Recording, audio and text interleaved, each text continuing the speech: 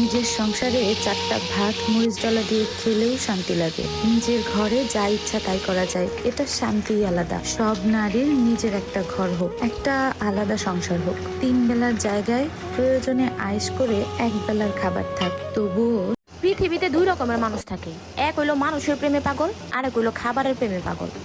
আমি হইলাম তাদের মধ্যে একজন, মানে খাবারের প্রেমে পাগল। মানে খাবারের প্রতি কোনো কম্প্রোমাইজ রাখবেন না, যা মন চাইবো তাই খাইবেন, পরেরটা পরে যা হয় ওটা দেখা যাবে, আগে খাউন।